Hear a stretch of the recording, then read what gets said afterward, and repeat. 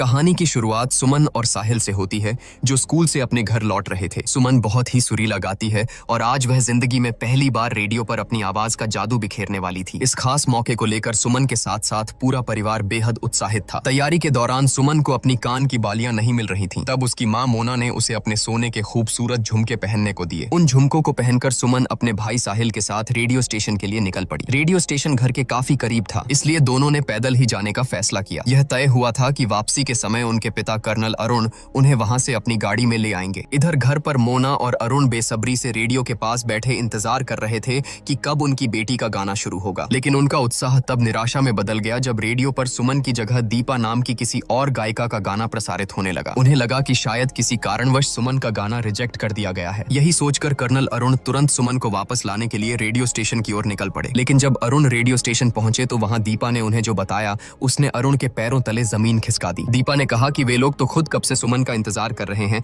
लेकिन वह तो वहां पहुंची ही नहीं। यह सुनकर अरुण बुरी तरह हैरान और परेशान हो गए। जब यह मनहूस खबर मोना तक पहुंची तो बच्चों की चिंता में उसका रो रो कर बुरा हाल हो गया। 4 घंटे बीत चुके थे, लेकिन सुमन और साहिल का कोई अता पता नहीं था। बच्चों के गायब होने का यह गंभीर मामला सीनियर इंस्पेक्टर जयप्रकाश को सौंपा जाता है। सूचना पाते ही जयप्रकाश फौरन कर्नल अरुण के घर पहुंचते हैं। वहां उन्हें पता चलता है कि बच्चे पिछले 4 घंटों से लापता हैं। शुरुआत में पुलिस को लगता है कि शायद बच्चे अपनी मर्जी से कहीं चले गए होंगे, लेकिन हालात और सबूतों को देखकर यह पहलू बिल्कुल भी सही नहीं लग रहा था। स्थिति की गंभीरता को भांपते हुए जयप्रकाश अंदेशा जताते हैं कि यह अपहरण का मामला हो सकता है और शायद जल्द ही उन्हें फिरौती के लिए कोई फोन आए। इस खौफनाक इंतजार के बीच पुलिस को खबर मिलती है कि एक सुनसान जगह पर एक लाश मिली है। शिनाख्त के लिए कर्नल अरुण को वहां ले जाया जाता है। भारी मन और कांपते कदमों से अरुण जब उस लाश को देखते हैं तो उनकी जान में जान आती है। वह लाश उनके बच्चों की नहीं थी। इससे उन्हें थोड़ी राहत जरूर मिलती है। एक आर्मी अफसर के 2 बच्चों के दिन दहाड़े गायब होने की खबर पूरे शहर में आग की तरह फैल जाती है। आम जनता में खौफ और आक्रोश पनपने लगता है। हर कोई यही सोच रहा था कि जब सेना के अधिकारी के बच्चे ही सुरक्षित नहीं हैं, तो आम इंसानों का क्या होगा। इस जन आक्रोश के कारण पुलिस विभाग पर मामले को जल्द से जल्द सुलझाने का भारी दबाव बन गया था। इस दबाव और अपनी जिम्मेदारी को समझते हुए इंस्पेक्टर जयप्रकाश दिन रात एक करके साहिल और सुमन की तलाश में जुट जाते हैं। तफ्तीश के दौरान पुलिस की टीम एक स्थानीय गिरोह को दबोचती है। उनसे कड़ी पूछताछ करने पर पता चलता है कि इस अपहरण के पीछे बिरजू के गैंग का हाथ हो सकता है। यह गैंग अक्सर बच्चों को अगवा करके उन्हें शहर से बाहर बेचने का घिनौना काम करता था। यह सुराग हाथ लगते ही पूरी पुलिस फोर्स बिरजू के गैंग को पकड़ने के लिए घने जंगल के इलाके में दबिश देने निकल पड़ती है। लेकिन उस रात मौसम उनके खिलाफ था। जंगल में मूसलाधार बारिश हो रही थी। भयंकर बारिश और खराब मौसम के बावजूद पुलिस की टीम तलाशी अभियान जारी रखती है, लेकिन आगे बढ़ना लगभग नामुमकिन हो गया था। मजबूरी में उन्हें अपना सर्च ऑपरेशन वहीं रोकना पड़ता है। अगली सुबह कहानी में एक बेहद दर्दनाक और दिल दहला देने वाला मोड़ आता है। उसी जंगल में अपनी भेड़ें चरा रहे एक गडरिये को साहिल और सुमन के बेजान शव मिलते हैं। किस्मत की विडंबना देखिए कि बच्चों के शव उसी जगह से महज 200-300 मीटर की दूरी पर मिले थे, जहां पिछली रात मूसलाधार बारिश के कारण पुलिस का सर्च ऑपरेशन रुक गया था। जब इंस्पेक्टर जयप्रकाश उस घटना स्थल पर पहुंचते हैं तो बच्चों के शवों की दुर्दशा देखकर उनका दिल दहल जाता है। दोनों मासूमों की बेहद बेरहमी से हत्या की गई थी। इस खौफनाक मंजर ने पुलिस टीम को भी झकझोर कर रख दिया था। वहां जयप्रकाश के सीनियर अधिकारी भी पहुंच जाते हैं। वे भी इस बात से हैरान थे कि आखिर अपहरणकर्ताओं ने बच्चों को मारा क्यों। अगर उन्हें पैसे ही चाहिए थे तो वे एक बड़ी फिरौती की मांग कर सकते थे। बिना फिरौती मांगे इस तरह से हत्या कर देने का सीधा सा मतलब था कि ये लोग कोई साधारण अपहरणकर्ता नहीं, बल्कि बेहद खूंखार और शातिर कातिल थे। इस बीच घटनास्थल पर मीडिया और रिपोर्टर्स की भीड़ जमा हो जाती है, जो पुलिस से तीखे सवाल करने लगती है। इनमें निसार नाम की एक तेज तर्रार पत्रकार भी शामिल थी। तभी वहां कर्नल अरुण पहुंचते हैं। अपने जिगर के टुकड़ों को इस बेजान और खून से लथपथ हालत में देखकर एक मजबूत आर्मी अफसर भी पूरी तरह टूट जाता है और फूट फूट कर रोने लगता है। उधर बारीक तफ्तीश के दौरान जयप्रकाश की पैनी नजर क्राइम स्पॉट पर पड़े एक हरे रंग की कार के टूटे हुए शीशे पर पड़ती है। यह एक बड़ा सुराग था। इसके बाद की पूछताछ में पुलिस को पता चलता है कि बच्चों को आखिरी बार एक लाल रंग के स्कूटर वाले शख्स ने लिफ्ट दी थी। जयप्रकाश तुरंत पूरे इलाके में लाल स्कूटर वालों की तलाश के आदेश दे देते हैं। पुलिस की सख्ती देखकर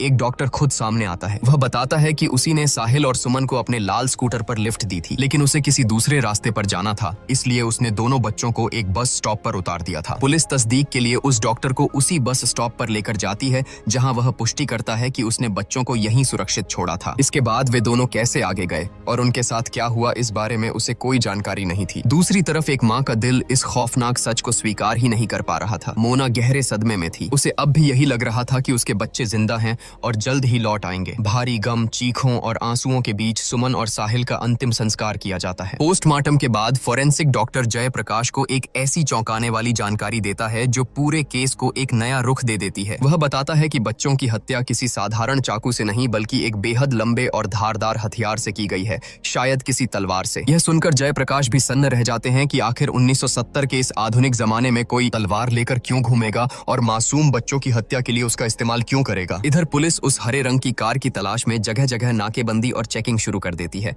लेकिन तभी कहानी में एक नया मोड़ आता है। जयप्रकाश को उनके सीनियर अधिकारी अपने केबिन में बुलाते हैं। वे जयप्रकाश से कहते हैं कि इस केस में उनका काम अब खत्म हो चुका है। शुरुआत में यह एक साधारण अपहरण का मामला लग रहा था, लेकिन अब यह एक बेहद संगीन और उलझा हुआ डबल मर्डर केस बन चुका है। इसलिए अब यह हाई प्रोफाइल केस कुमार नाम के एक ज्यादा अनुभवी ऑफिसर को सौंपा जाएगा। अपने सीनियर का यह फैसला सुनकर जयप्रकाश अंदर तक हिल जाता है। वह बेचैन होकर उनसे मिन्नतें करने लगता है कि उसे थोड़ा और समय दिया जाए, क्योंकि वह खुद इस केस की तह तक पहुंचना चाहता था। लेकिन उसके सीनियर उसकी एक नहीं सुनते। उनका सीधा सा तर्क था कि जयप्रकाश के पास अभी कोई ठोस सबूत नहीं है, उसे सिर्फ एक कार का टूटा हुआ शीशा मिला है, पूरी कार नहीं। इस बात से जयप्रकाश भारी तनाव में आ जाता है। वह किसी भी कीमत पर उन दरिंदों को पकड़ना चाहता था। अपने इसी भारी मन के साथ वह निसार से मिलने पहुंचता है। निसार और जयप्रकाश असल में एक दूसरे को मन ही मन बहुत पसंद करते हैं, लेकिन निसार एक पत्रकार है और जयप्रकाश एक पुलिस अफसर, इसलिए दोनों ने अपने इस रिश्ते को दुनिया की नजरों से छिपा कर रखा था। जयप्रकाश निसार को अपनी कशमकश के बारे में बताता है कि कैसे यह केस उसके हाथों से छीना जा रहा है। इस पर निसार उसका हौसला बढ़ाते हुए कहती है कि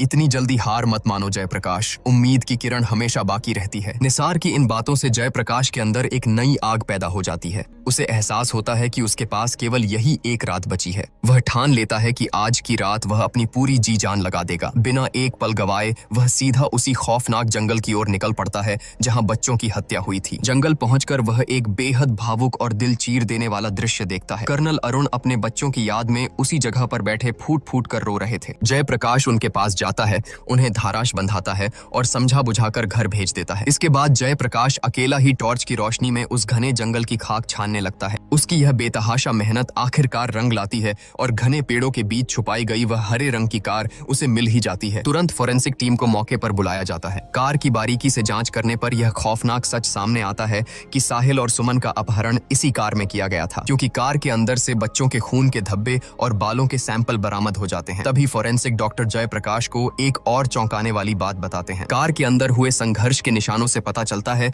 कि जब मासूम साहिल और सुमन को अपने अपहरण का एहसास हुआ तो वे डरे नहीं। उन्होंने उन किडनैपर्स पर पूरी ताकत से पलटवार किया और उन्हें इतनी बुरी तरह घायल कर दिया कि उन दरिंदों को इलाज के लिए किसी न किसी अस्पताल जाने की जरूरत जरूर पड़ी होगी। यह सुनते ही जयप्रकाश के दिमाग की बत्ती जल उठती है। वह तुरंत इलाके के सभी अस्पतालों की जानकारी खंगालने लगता है। आखिरकार एक अस्पताल से उसे वह सुराग मिल ही जाता है जिसकी उसे तलाश थी। वहां का डॉक्टर जयप्रकाश को बताता है कि वारदात वाले दिन 2 लोग बुरी तरह घायल हालत में इलाज के लिए आए थे। जब डॉक्टर ने उनकी चोटों का कारण पूछा तो उन्होंने बहाना बनाया कि उनका एक्सीडेंट हो गया था और फिर किसी से उनकी मारपीट हो गई। लेकिन उनके हाव भाव देखकर डॉक्टर को उन पर शक हो गया था और उसने तुरंत पुलिस स्टेशन में फोन कर दिया था। लेकिन यहाँ पुलिस की एक बहुत बड़ी लापरवाही सामने आती है। डॉक्टर की शिकायत पर जो कांस्टेबल अस्पताल पहुंचा उसने इसे एक मामूली झगड़े का केस समझ लिया। उसने कोई गहराई से पूछताछ नहीं की, बस उन दोनों के नाम पूछे जिन्होंने अपना नाम मोहन कुमार और प्यारे कुमार बताया था। कांस्टेबल ने उनका एक पता नोट किया और बिना किसी रोक टोक के उन कातिलों को वहां से जाने दिया। अस्पताल के रजिस्टर से मिली जानकारी जयप्रकाश के लिए किसी बड़े झटके से कम नहीं थी।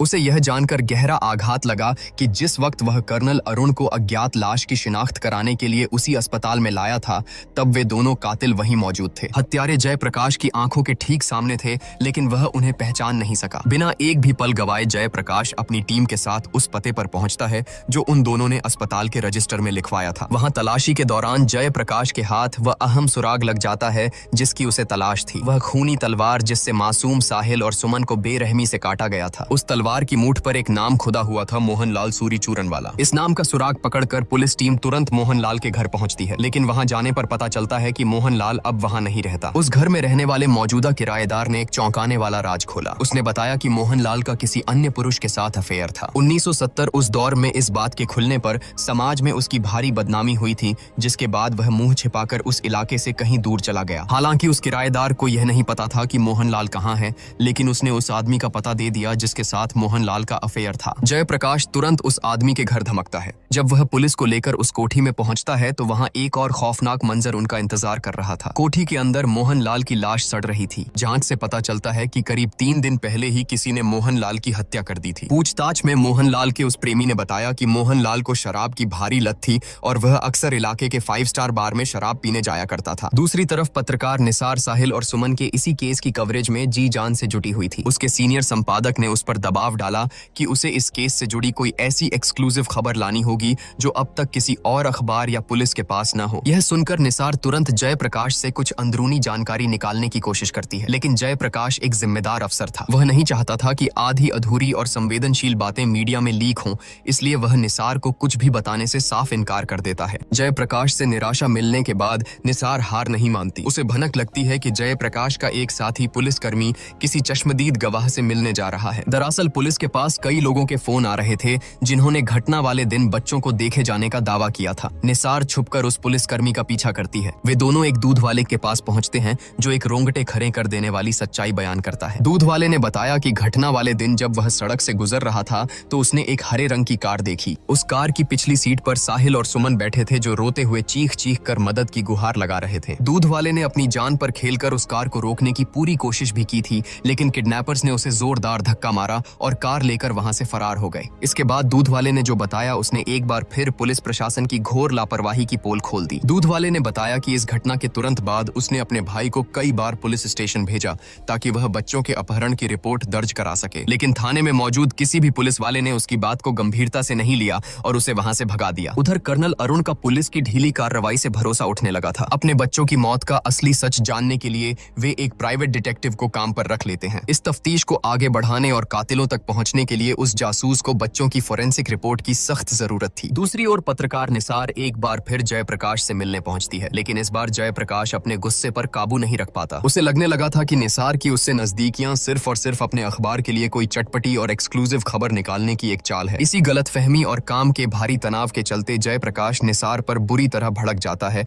और बिना उसकी कोई बात सुने वहां से चला जाता है। केस की कड़ियां जोड़ते हुए जयप्रकाश उस मकान मालिक के पास पहुंचता है जिसका पता कातिलों ने अस्पताल के रजिस्टर में लिखवाया था। पूछताछ में मकान मालिक एक हैरान करने वाला सच बताता है। उसके मुताबिक वहां 2 लोग नहीं बल्कि प्यारे मोहन नाम का सिर्फ एक ही आदमी किराए पर रहता था जो इलाके के 5 स्टार बार में काम करता है। यह अहम सुराग मिलते ही जयप्रकाश तुरंत 5 स्टार बार पहुंचता है, लेकिन बार का मालिक जो बताता है वह जयप्रकाश के पैरों तले जमीन खिसका देता है। मालिक के अनुसार 2 दिन पहले ही पुलिस वाले आकर प्यारे मोहन को अपने साथ उठा ले गए। यह सुनते ही जयप्रकाश तुरंत समझ जाता है कि वे कोई असली पुलिस वाले नहीं थे, बल्कि वे दोनों कातिल ही पुलिस की वर्दी में प्यारे मोहन को उठाने आए थे। अब जयप्रकाश को यह खौफ सताने लगा था कि कहीं उन दरिंदों ने प्यारे मोहन को भी मौत के घाट न उतार दिया हो। अपनी पूरी ताकत झोंककर जयप्रकाश प्यारे मोहन के बारे में जानकारी निकालता है और उसे पता चलता है कि प्यारे मोहन दरअसल एक जेल में बंद है। जयप्रकाश फौरन जेल पहुंचता है और पूछताछ रूम में प्यारे मोहन के सामने उन दोनों संदिग्ध कातिलों के बनाए गए स्केच रख देता है। स्केच देखते ही प्यारे मोहन उन्हें पहचान लेता है और उन खूंखार कातिलों का कच्चा चिट्ठा खोल देता है। वह बताता है कि उनमें से एक का नाम रज्जो है और दूसरे का बाबू। रज्जो और प्यारे मोहन हरियाणा के सोनीपत के एक ही गांव के रहने वाले हैं। रज्जो की आंखों में एक बड़ा एक्टर बनने का सपना था